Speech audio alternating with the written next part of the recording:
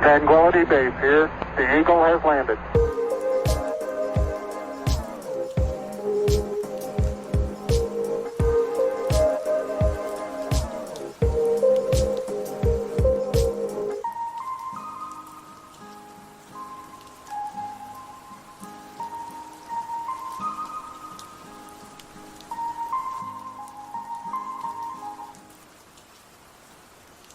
Hi, I'm Angela. I like anime.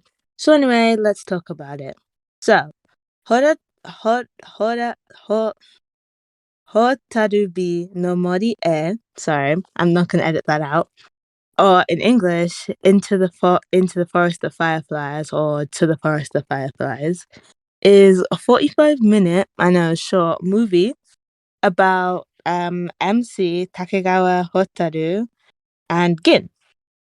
I have a lot to say about this series. Well, not a series. It's a singular movie. That's why we're doing a podcast about it, Angela, because it was really good. From the first time I watched it, like literally months ago, to now, when I just rewatched it for this podcast episode, it still stayed amazing. And before I get into the actual topic of the podcast, I think I'm just gonna do a little bit of news, podcast news. So as you know, it's been, well, at the time of recording this, it's that weird space of time between Christmas and New Year's. So Merry Christmas and Happy New Year, because by the time this probably comes out, it will probably be like a couple weeks, maybe even like the end of January. So Happy New Year, everyone. Hope you're doing right. COVID stuff raging. And this probably isn't the greatest place to talk about it because a lot of people are stressed that something might happen, and maybe by the time this comes out something would have happened, or maybe by the time this comes out nothing would have happened, and it would be good. But one can hope, actually one can pray. I pray that it doesn't. But yeah, I hope to, another more updates for this podcast, I hope to get more episodes out, like not like on time. I'm not trying to give myself a schedule, but like maybe at least once a month, maybe even once every 2 months, because there's been like a 6 month or so gap between episode 4 and 5 that I just uploaded. But yeah.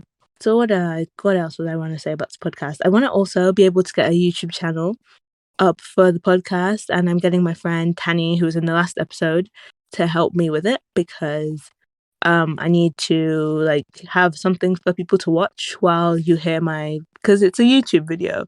Like I don't think it's gonna be that animated, but like obviously I'm not the artist. I'm not the artist for our friend group, but I hope it. I think I like I like the drafts that she showed me. I hope you guys like it too. Um, so yeah, hopefully, maybe by the time this comes out, my YouTube channel will be all set up. So if you don't have Spotify, Apple Podcasts, or any other podcast app, you can listen to it via YouTube because everybody has access to YouTube. But yeah, back to the topic. Hotarubi, no, Horabi no mori e. I have real like this is unrelated, but like since English isn't really that much of a phonetic language, you can like say anything pretty much in English and people know what you're talking about.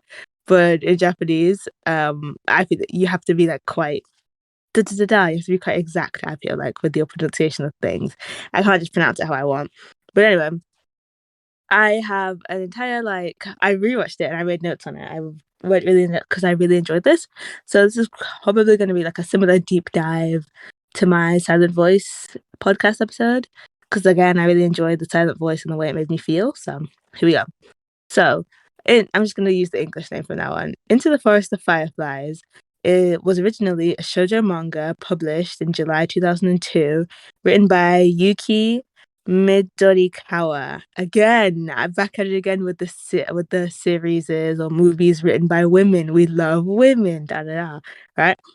The animation came out in 2011. So, I mean, it that feels like that's like over 10 years ago. Well, yeah, it's 2021, so 10 years almost because it's almost 2022. But it's about 45 minutes long. Not about it. It's 45 minutes long, and it tells the story of Hotaru and Gin. So Hotaru is a child who goes to her uncle's house. Oh yeah, forgot to say spoilers for like this for the series. But if you don't want to, but here's like a quick synopsis, and then you can go watch it, and then maybe come back, or just watch it and then not come back. I don't know. You can choose whether you want to watch it, but this is just my commentary on it. I'm assuming most of the people listening to this have already seen it. If not, then I don't know. Anyway, so here's a little synopsis for you. So basically, Hotaru goes to her uncle's house every summer. That's like just an extra thing. And then one summer she wanders a bit too far into like the forest that all the villagers apparently say it's like really bad. If you go there, you'll get lost and you'll never come back. And she goes there and she meets the spirit Gin, right? And he looks like your normal human teenage or maybe young adult, right? More, I would say more teenage, but yeah. And she doesn't shy away from him the way that he expects her to, and they just become friends, right? And their friendship grows. So that's my cutoff now. If you want to go watch it, go watch it. If you've already seen it, here we keep going. The first thing I noticed about this anime movie is how it starts. It's quite typical because a lot of these anime movies start with like the sound of cicadas or familiar sounds of Japan or summer, right? Maybe to bring in their viewers to like these memorable sounds, right? The soundtrack is also very, it gave me goosebumps on many occasions. The soundtrack has like perfectly goes up or goes down. I don't have musical terms. At like the perfect points in the story and makes you really feel what it's intended for you to feel. This also, I feel like I'm jumping around a lot, but this won the award at the 66th annual Mainichi Film Awards. So there you go. And I would like to say also the colors of this film, they feel quite bland. Like it doesn't feel like insanely colorful, but it doesn't seem like feel like very. It almost feels like very not as bad as like Steins Gate, but Steins Gate's meant to be like that. But it just feels very like boring and typical. Maybe that plays into it because it's meant to be like somebody's average experience of summer, but with like a supernatural twist or whatever, right? And the film also starts with the MC telling a flashback on how telling us the viewer a story on how she met Gin. She was very lost, scared, and lonely at the beginning, and he, despite his situation, because he's not allowed to touch her because he's a spirit. If he touches her, then he'll disappear. Or if she touches him, he'll disappear. Right.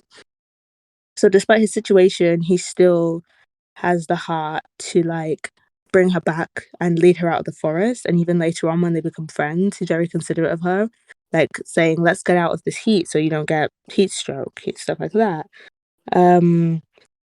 Although there's like a good comedy aspect on the fact that he can't touch her because when she's like little and she like runs at him trying to touch him all the time, he like hits her on the head with a stick, which some would say that was a bit extreme, but the way they frame it is really funny. And I also love Gin's voice actor. And while we're here, I'll just maybe I should I name drop who he's voiced, or should I wait till you know what?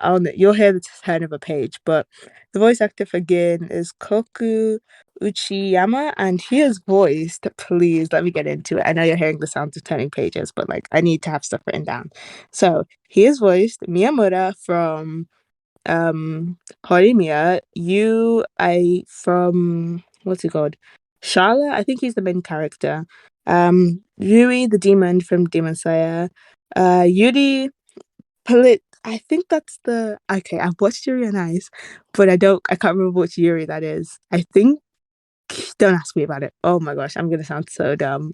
I think it's the Russian Yuri. Yeah, I swear I say Russian Yuri because the way this name is Plitsetsky.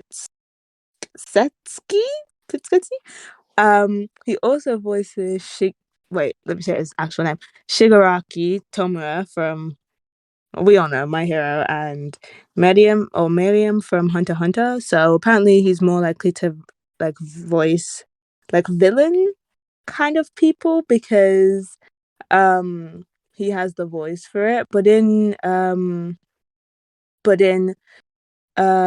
Into the Forest of Fireflies. Yeah, it is the Russian Yuri. Into the Forest of Fireflies. Um he gives Gin like such a sweet, caring, but also funny voice. But back into it.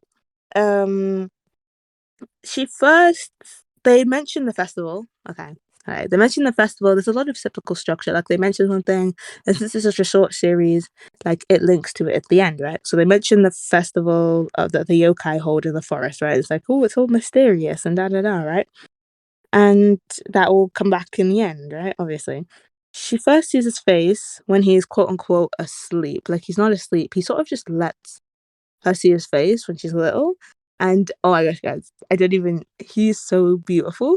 I know this is a podcast, but if I ever make the YouTube video for this, I hope I like insert a picture of him, like or multiple, because oh my gosh, they knew what they were doing when they designed him. But anyway, aside from that, and she basically just all like he's all like, I look normal, don't I? And then she's like, yeah. And then she says something along the lines of, how about you don't wear the mask as much when you're around me and stuff like that. Um, Another interesting thing I like to see about this series is that the yokai of the forest, even though they can be seen as they're seen by the villagers from the way Gin talks about it, as if like everybody's scared of them and everybody hates them, but they seem really caring because they one of them like horse of sort of holds Gin and is all like, Gin, be careful, that's a human child you're with. And then he's all like, I know, and da da da. And then they're like, okay, well then be careful. And then all the other yokai like chime in to be like, be careful, please don't touch him, da da da, stuff like that to the girl. So it shows that these yokai honestly really care about him. Like, and it makes sense why, because you find out that like they've sort of raised him basically since like birth or since he was like left in the forest. So they obviously like deeply care about him. Another detail is when the uncle describes that it's going to be winter and the winters are really cold in the mountains and where he lives. She goes and brings Guinness scarf, which we later see him wearing in the rest of the series, which I think is like incredibly adorable. Because it's like she heard about a problem that happened up in the mountains and she went to instantly solve it, even though he's not human and he can't feel. Well, we're assuming he can't feel the cold the way that didn't matter to her. She still went in, got him, and the voice actor for Hotaru is Ayane Sakura, and I think she does a good job of displaying like the feelings that her character has for Gin throughout the rest of the movie. And also the voice actor for Gin gives a really good way on how Gin is surprised how the MC is treating her because he's clearly never met this level of kindness that she just treat and humanness. Like she just treats him like a human, which I feel like he hasn't gotten his entire life. And at the end of the movie, the yokai say that he just wanted to touch and be with humans and talk to humans, but he never could, which I think is really sad. Another thing about this movie is, like I said, the soundtrack. The soundtrack was written and composed by Makoto Yoshimori, and I just love it, especially the ending song. The ending song feels so heartfelt and just real that you can't.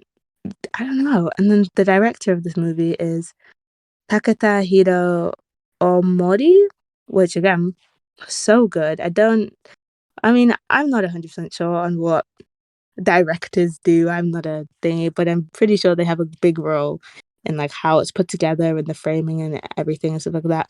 So to put together this coherent of a short story, I think is really beautiful. And this series also has a big center on Japanese culture, as it like the summer festivals and the mountain gods and da da da and stuff like that. And also their friendship, Gin and um Hotaru become something that you look forward to like once a year, like a friend you don't get to see often. And I personally have that experience as well.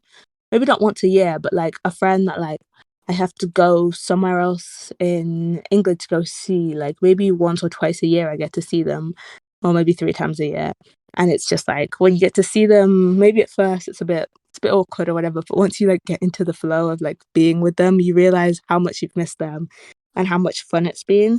And it's also really sad when you have to go from them because it's like, oh, I don't get to see you for like ages now. But you also sort of have the reassurance that they'll still always be there. Um, Another thing I'd like to mention with this series before I move on to the progression of the story and like the end half of the story is the middle and end half, because I have a bit to say about the middle, is okay, guys, I have a weird thing of like loving series that have this. I bet there's a trope for, I bet there's a name for this trope, but I like to call it like, let's say the impossible romance, because it's basically, and this comes into play in like one of my favorite I want to say it's my favorite anime, like Toilet Bound Hanako-kun. Um, but it's like it's always usually at least with like the supernatural and then like a human, especially in this story and in Toilet Bound. It's like the main character and the like the male or female lead should definitely be together, but they can't because or they're definitely like in love with each other, but they can't because one of them's like a spirit or like a ghost or like I don't know, like in case of like let's say Your Lie in April, but I don't really I don't dislike Your Lie in April, but like I'm not rooting for their romance. But anyway, in the case of like you're like the one of them's gonna die soon or one of them's gonna move away or something like that, right? So it's like they're destined for each other, or not even destined, but let's just say they're perfect for each other. Like in every way, shape, or form, their chemistry is on par, but they can't be together. And in my case, it's usually supernatural, and there's like no way to like, is it vilify? I don't know if that's the right word. There's no way to like put right like the fact that one of them's like a ghost or something. You know what I mean? Like there's no way they can like this like that's impossible. But like if one of them's gonna move away, then there's always like the possibility that they might meet again in the future or something like that. You know what I mean? But still, I have for some reason this trope like I always end up like falling in love with it, even though it's so painful to me. Like I just like it's I think it's just because it's so painful that I instantly get drawn to it. But nevertheless, it's one that I always love. So here we go. So the middle section of this movie, is very slow, and I think it's meant to be because it's meant to be something that shows like Hotaru's normal life and how slow it is and how or how slow she thinks it is or how she's perceiving it, right? So even when she's like going to school and coming back, everything just seems really slow. And then on her way to school one day, like it's like icy and it's snowy, and this is like right after she gave the scarf to Gin and came back, and the classmates are like, "Oh, don't step there, you're gonna slip and fall." Like he obviously likes her and holds out his hand so that she can like hold it, and she's not even like paying attention, but he's like all like, "She, I got to hold her hand, da da da." And that she's just thinking of Gin, and she even says in that point, I want to see Gin, and then like there's a bit of a break, and it's like I want to touch Gin, stuff like that. 'Cause she can't, and I think it just like I said earlier, it shows how slow and boring and lifeless life feels like when Gin's not there.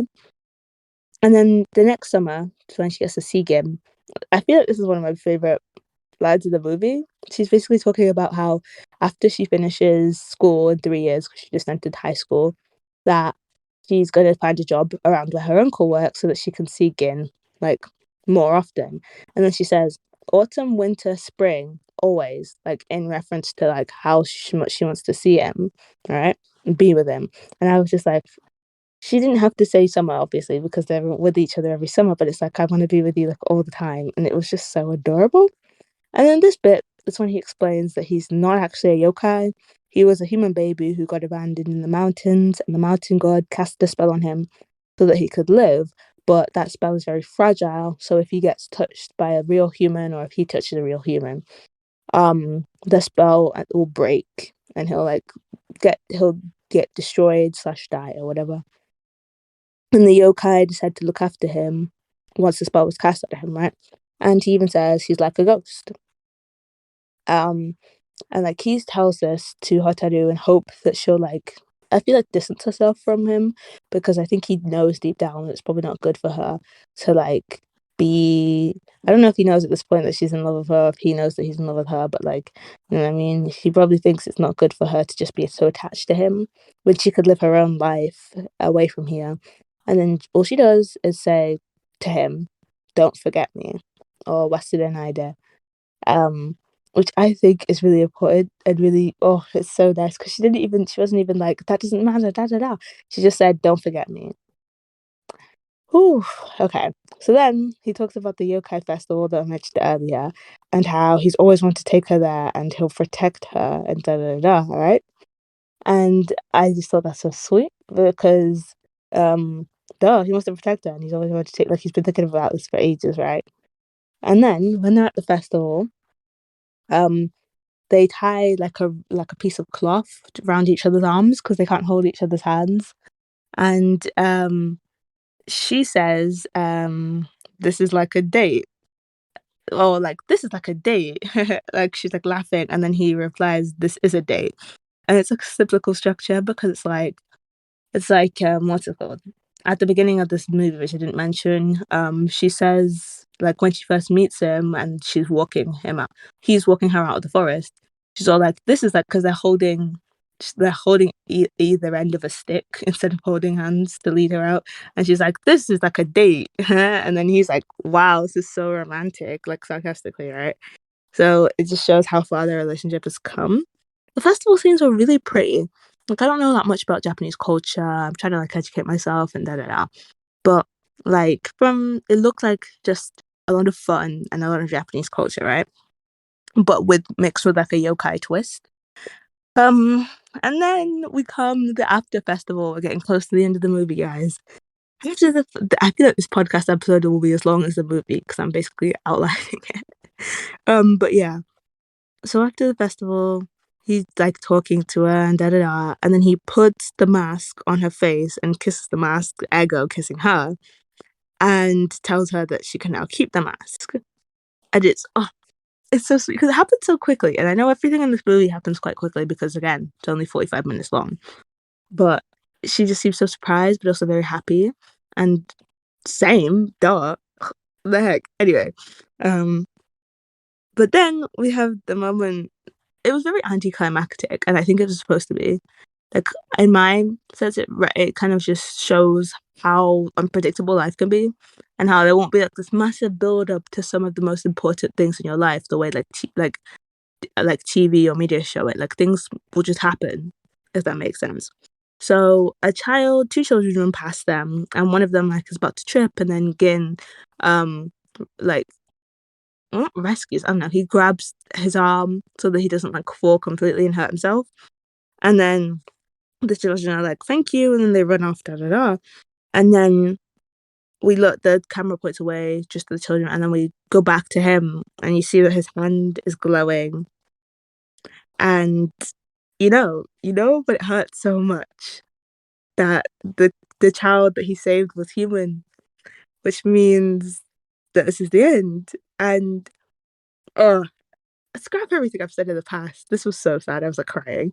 Um, but I think this is one of my favorite lines. So he looks at his hand glowing in awe, like fireflies, which is why I think it's called Into the Forest of Fireflies. And I didn't notice that until the second time round. So his hand is glowing and like separating like fireworks, not fireworks, fireflies. And um, he opens his arms and looks at Hotaru and says, "I can finally touch you." And those were his final words. And then they like share this really sad hug. It's really bittersweet because it's like, wow, they finally get to touch, but like he's disappearing. I shall never get to see him again, right? And after this emotional scene, the yokai who told her and warned her not to touch him, da da da, they thank her. They thank her for allowing Gin to have a friend, allowing Gin to finally get to touch a human, allowing Gin to have some sort of interaction that wasn't just the yokai, which again shows how even though it was the thing that demolished him in the end, they wanted the best for him and they wanted what he wanted for him, if that made sense, right? Even if it hurt him in the end. And what was I gonna say? So then I don't know if he says that or if that's just something he said or if it's like, I don't know, something. But there's like this bit where like after he's gone where he says, "I love you," or Suki something, right? I think no, he says Suki Dayo, which means like I love you sort of, right? But like extra, but whatever. And then she's like, I love you too, basically. But like he's not there, so I don't know where she heard that from. I don't know if that's like the voice of his like I guess ghost or spirit, but he's like not a spirit anymore, talking to her or something like that.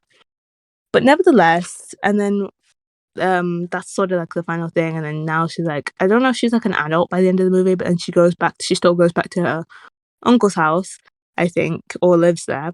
And I think one of the final lines in the movie is like ikimasho, which means like I think it says the translator for this thing or the subtitles were like we will go or something like that, so like referring to more than just her. So I think she still believes that no matter what happens, Gin is still with her, which I think, again, is an adorable sentiment. Ooh, but yeah, that is generally, I guess, my breakdown, my feelings about Hotarubi. Nope, let's just say it in English. It's the Forest of Fireflies. Do I have any other opinions about this? I really like Gin, as you can tell. I knew I recognized his voice, so to find out who his Japanese voice actor was. I didn't watch the dub, so I don't know how the dub is. Um, English though. To see who his Japanese voice actor was very like, it was very like, oh, when you get that feeling when you find out this voice actor voices da people. You know what I mean? It's like, quite nice. The main character, again, you could say she was quite naive. And I don't know. This is one of the problems with my impossible romance sort of thing, is like age wise, because because he's a spirit. You don't know how old he could be he could be like thousands of years old, like Maid Summer type, not Maid Summer, Kami-sama Kiss type energy, you know what I mean? So like, what do you say is okay? Because it's fiction. It's a work of fiction technically, so I don't feel like, but then at the same time, there's realism to all fiction. And like, same with Toilet Bound, I have the same issue, because in Toilet Bound, he's like technically he died when he was like 13, so he's like, but you could say he's permanently 13, right? But then he's been like alive as a ghost longer than 13 by like so many years. So do you say he's the age that he's been like quote unquote alive, but he's not alive? You know what I mean? But like I said, it's too hard to think about, and I love my ships. So if I really probably thought about this, I'd probably end up hating. Not end up hating, but like just being like, wow. What can I say? I'll make exceptions for the things I like, but again, maybe it's fiction, so it doesn't really matter that much. And this scenario would never happen RIL, or maybe it would. Who knows? Ghosts and that. But yeah, I really enjoyed this series. It sounds like I don't know, the voice. Well, my voice. I feel like this entire thing has been very like thingy, but I think it's just because I just watched it again and I just realized how sad it was. So my voice can't be like really upbeat and really like, yeah, guys, let's go, da da da. Like I could do that for shonen and like more like planning on doing an episode about like I think JJK, not really like a deep dive, more just like opinions, because I feel like if I do any big like setting or shonen or like action or fantasy, it's just going to be opinion based. It's not going to be like deep dives or facts or as much like information, like just general more, because then you guys get to hear more about me and my friends' opinions rather than like facts and stuff. Because I feel like it's more fun to do facts for like these smaller series because not many people know stuff about them. But yeah, I really enjoyed this episode. I hope I can do some more consistent uploads from now on. But yeah, thank you guys for listening to the podcast. I'll put my credits in like the description for Tani and Lara because they always have been proper supporting me and stuff like that. So how do I end this? I always forget how I end my podcasts. Hope you enjoyed the podcast. See you later. We'll see you later. Not see you later. Hope you join next time, and bye, guys. Tranquility Base here. The Eagle has landed.